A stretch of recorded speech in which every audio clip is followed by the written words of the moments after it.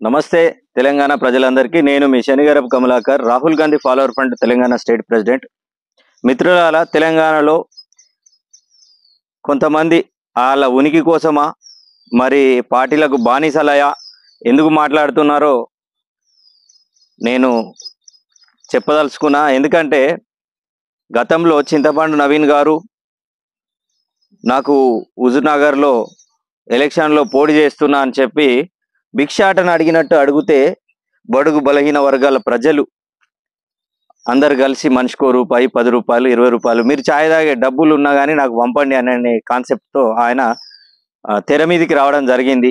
Q news అనే channel పెట్టుకొని మరి బ్లాక్ మెయిలింగ్తో పాటు ఇలా కాంగ్రెస్ పార్టీ నుంచి ఎమ్మెల్యేస్గా గెలిచి మరి బీఆర్ఎస్, బీజేపీ వీళ్ళు ఒక ఏజెంట్గా పనిచేస్తున్నాడా ఏదో తెలుస్తలేదు. కానీ గౌరవ ముఖ్యమంత్రి రేవంత్ రెడ్డి గారి పైన అనుచిత వ్యాఖ్యలు మాట్లాడుతూ బీసీలకు 42% రిజర్వేషన్ల కోసం, ఆ రిజర్వేషన్లు ఈయనతోటి కాదు, ఈయన అంత పెద్ద మనిషేం కాదు, చిన్న మనిషే అని చెప్పి ఈయన చెప్పడము అది తీన్మార్ మల్లానా అనే వ్యక్తికి అది మంచిది కాదని చెప్పి సందర్భాన్ని తెలియజేస్తున్నాం.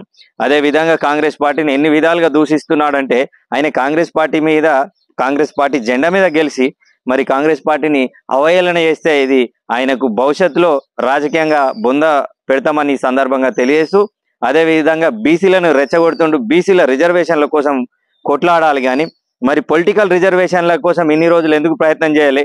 నీకు సీటు కోసం ఇంత ప్రయత్నం చేస్తున్నావు, నువ్వు ఏదో ముఖ్యమంత్రి అవుతా అని బీసీల ఓట్లు దండుకొని నేను ముఖ్యమంత్రి అవుతా అని అంటున్నావు. కానీ బీసీలను అడ్డం పెట్టుకొని నువ్వు బీసీలను మోసం చేయొద్దని ఈ సందర్భంగా తెలియజేస్తున్నా.